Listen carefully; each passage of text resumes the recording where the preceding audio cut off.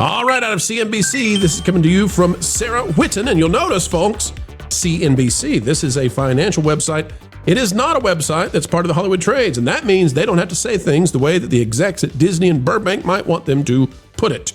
And Sarah is getting right to it with this one. Disney's Avatar Fire and Ash disappoints with a weak $88 million domestic opening.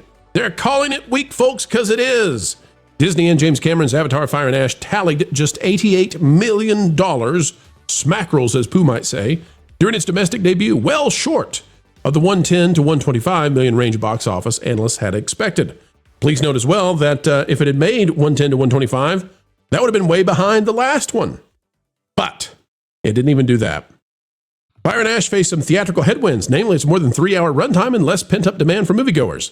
Can I just tell you, folks, I don't think that if you do the thing that you get to name it a headwind, right? If you forget to gas up the car, I don't think that's a headwind for you getting to where you need to be. Like, that's just on you. That's nobody else that did that to you. The Avatar franchise has never been front-loaded at the box office, as 2009's Avatar generated just $77 million in its opening weekend domestically before going in to gross nearly $3 billion globally. Sarah, I'm going to have to call you out on that one a little bit.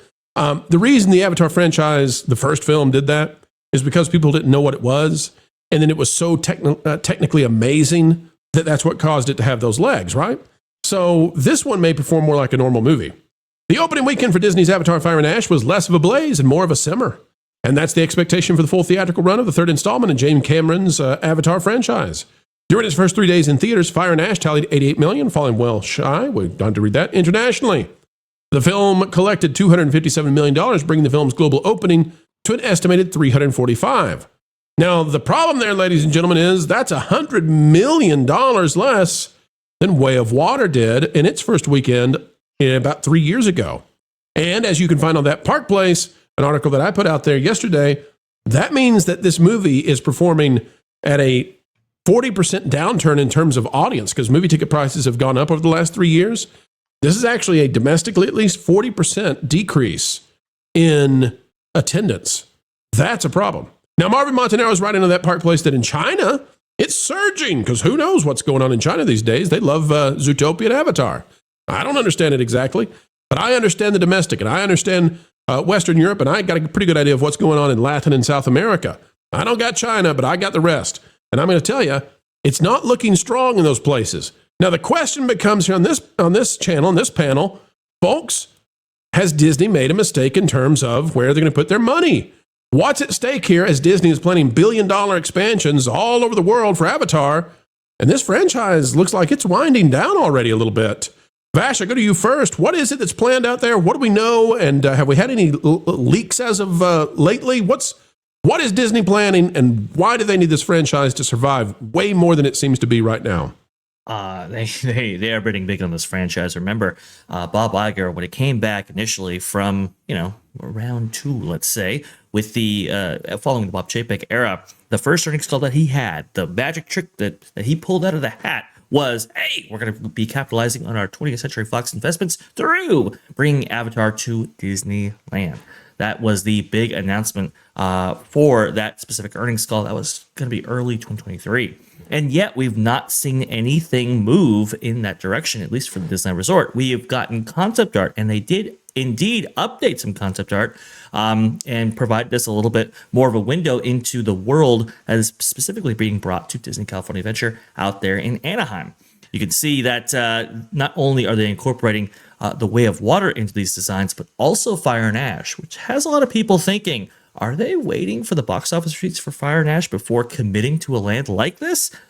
Maybe they got a little cold feet following like something like Galaxy's Edge, for example, which was heavily based on the movies that, people didn't necessarily take to as well as the originals, that going back to 1970s and 80s. So this has got some people concerned because, and for a variety of reasons, but not the least of which that in order to make room for this Avatar expansion out there in Disney California Adventure, they actually have to remove quite a bit to make way for this, specifically the Monsters, Inc. attraction that is in that kind of quadrant of the park right there. We were supposed to get a closing date by this point, bro, and yet we haven't gotten that. And also, too, this new parking structure has to go up and be completed basically before work can really start on Avatar. And they're not saying they're saying that that's not even going to start until the fall of 2026.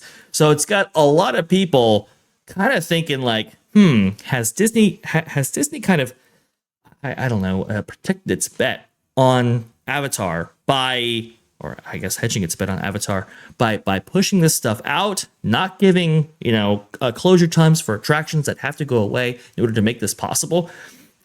Will we actually see this? And especially if a new CEO is chosen before this thing actually breaks ground, will we even see this at all?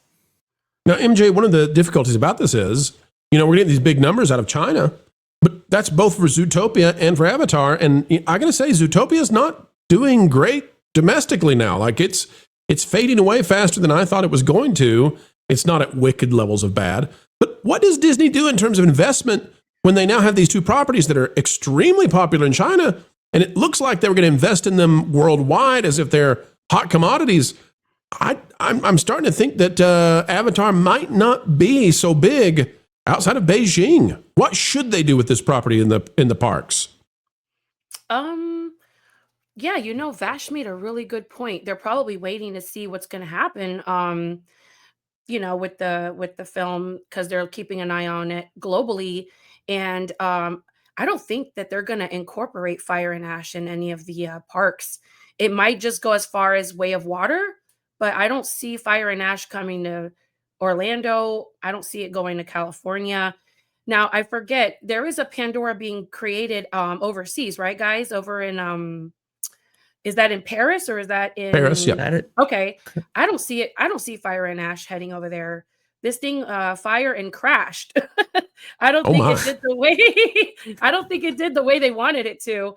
Not only that, but I think people are talking, and the other avatars were more like family friendly, and I think this one didn't give that, family friendly type of vibe. No, I wouldn't recommend that. Everybody gets to decide. They're your kids if you have kids. But when family members have asked me, should little kids go see this movie? I say, nope. The others, you could. The first one especially. The second one was a little bit more rough, but it depends on your preferences and your proclivities for language and that sort of stuff. This one is like a hard no. The scene that's being talked about most involves illicit stuff and very alluring relationships under the influence, and that's a long scene that James Cameron's very proud he didn't take out. That's fine. Nothing wrong if he wants to put that in there. Adults can go watch that, but most 9-year-olds, their parents are going to say no. No, we're not going to watch that happen between blue people.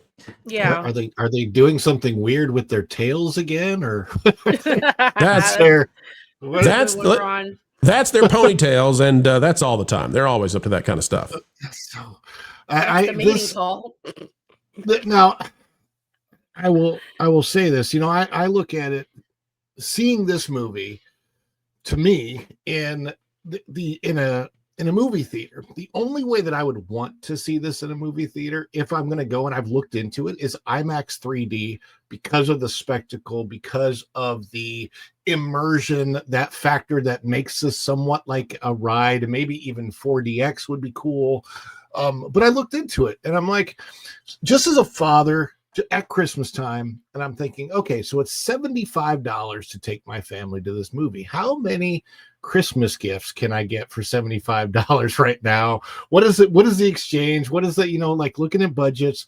And that, along with Way of Water, came out a couple years ago, and it was that spectacle. I couldn't tell you what the story was. I think there's a guy named Sully, who is also the name of the guy in Monsters Inc., which is weird that they're replacing that over there in California Adventure with the character. But I think it's the whole Sully family, right? Just the whole Sully family. Yeah.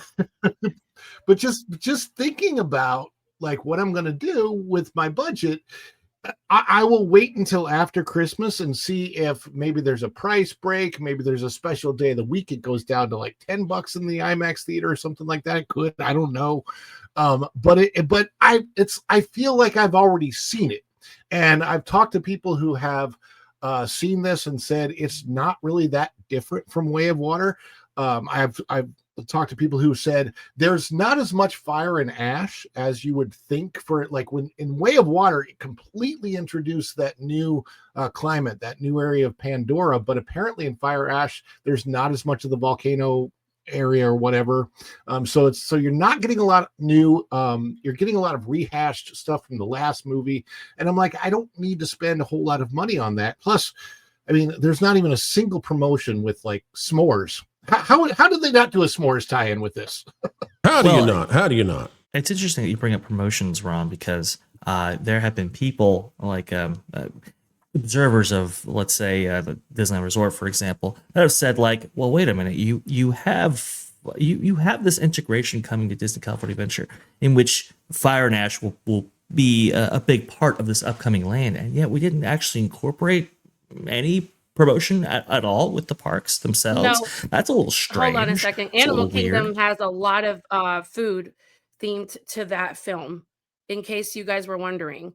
Like you could go to Animal Kingdom and get all the There's a new dessert. offerings. They have drinks and all kinds of stuff in that restaurant. Well, I forget the name of the restaurant. I mean, food items It's, are one thing, but you couldn't have Tuli characters Canteen. walking around. You couldn't have some other integrations that maybe get people excited about this film. I'll just tell Especially you, if it's coming up. The Satuli Canteen, the blueberry thing is worth it. Okay, and go get the blueberry thing. Yeah. It's very tasty. You're right. That is. I've never understood. Is it that difficult? Because every other park has stilt walkers. Even Disney uses stilt walkers. Is there not a way to integrate stilt walkers as Navi running around? Like it could. Ooh, Ron. You're I've exactly always right. wondered why they don't have Navi. Yeah. I don't understand it either. No, They have it's- they have the blue lady on the ride. You got to go ride the blue lady ride. Come on, she can sit there. What's the song she sings? And Vash? they have that.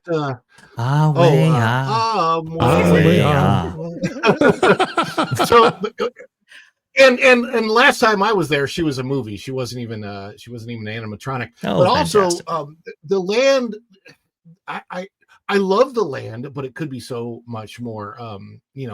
The my favorite thing that I've seen in the land was I think it's called the Piano Guys did a video there where they like were playing the piano and the cello with the Avatar theme, and I'm like that's a cool video. But other than that, it's a very small land for what it should be. Like Pandora is supposed to be this moon planet, whatever. Mhm. And you go to this area and it's small.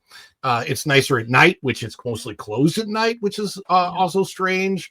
The Navi River ride was supposed to be much longer and include more animatronics. It only has the one. So it's I don't know what they're going to do with it. They have to try and keep it relevant if they want people going to that part of the park. Well, but they have that's tons not and where tons they're and putting money. tons. They The have creatures tons aren't and- even working. There's like Yeah. interactive creatures in the pond. They haven't worked in like a year. They're barely starting to work now. They have tons of land behind the Rainforest Cafe that they can expand into. They've got plenty of space. They're so far choosing not to expand the land, despite the fact that it's one of the most popular things they've ever done. Jonas, I'm going to go to you as we get ready to wrap this one up. This film has come in about $100 million less than the last one. And the last one didn't make as much as the first one in terms of the overall. This one's now looking to be, 2 straight of dropping. And so the question becomes, okay, do we want to do another one that's 100 million less? And most movies, you couldn't even say it's 100 million less because they don't make 100 million, period. It's a big drop, Jonas. And now Disney has to wonder, like, this was the big plan. This was the franchise. They could still count on Avatar. And I don't know that they can anymore for expansions. I think it's already kind of fizzling. Yeah, I think they have to do whatever James Cameron wants at this point. James Cameron has stated that he's going to work on a Terminator script without Arnold Schwarzenegger, which if most people were making a franchise that was not going to include the main star, they would not be allowed to do that. But James Cameron, with his multiple top of the box office films, he's allowed to do whatever he wants. So I think this is one where it's safely outside of Disney's hands. Well, I may not be the largest Avatar fan.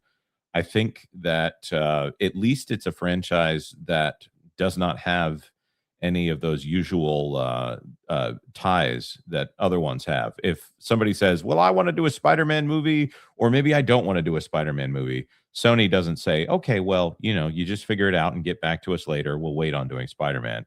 With Avatar, it's all up to James Cameron. So if he wants to do it, he'll do it. Do we have any update on the Disneyland side of this? Like how much is going to be involved in what they're doing? Because this concept art, I think, I said from the very beginning, was very misleading. There's just not enough land to do what they're showing unless it's 1,000% forced perspective and they come back later and say, well, that was concept. Vash, do we know anything about what they're actually up to now? Yes, I mean we know, we have a pretty good idea of what they're doing. Remember, they're pushing out the borders of DCA, right? And this was the original plan actually for Avengers Campus back in the day, but unfortunately they couldn't get Disneyland Forward approvals, or at least this aspect of them. It's part of the Eastern Gateway project. That's a whole nother story. What I mean by this, though, Vash, is this one, because we just covered this, but in specificity, this is just one ride. Yes, this is. We do believe this is just one ride, and this is one boat ride, and we do. There, based on the concept art that we've seen and some industry, let's say, sources, we do believe that this is going to be the Shanghai boat ride system that we see for their version of Pirates of the Caribbean. Is there a restaurant? Like, is it just one ride? They are using the term experience. They're not using really the term land. When you look at the history of the recent additions in terms of immersive lands that have featured franchises in the past, usually that includes at least one ride, at least one restaurant, and at least one shop. So I would imagine that this version of Avatar have all three of those components. I would be very shocked. That would be better. That would be better than if it's a ride and a kiosk. We're not going to count like a little Navi hot dog kiosk. That's not going to work. But yeah, we hope there's plenty added to this. But in the beginning, and I guess this is what, maybe they're pulling back, maybe they're not, maybe this is always the plan. But in the beginning, when they showed the concept art, we told people, we said, listen, they're making it look like you're getting a full-blown Pandora land like you have at Animal Kingdom. And that can't happen in the places they're talking about. Like, there's a way to do it, but it's not as easy to do it. It's not easy, but this is why Disneyland Forward was essential in getting past and why they're pushing out the borders, because they do want this to be as big as they possibly can get it. But here's the problem: to get that space, it sits on the current bus drop off. That has to be there and put in place. This is why the parking garage is so essential to this, because the parking garage is going to have the new bus drop off area, and they cannot start work on this until the structure is complete. For every day the structure is not built, it is one more day that you have to wait for Pandora. Years and years, because parking structures are a big deal. Thanks for watching That Park Plays News. For more information, consider checking out www.thatparkplace.com. And don't forget to subscribe, share, like, and send this out on your favorite social media accounts.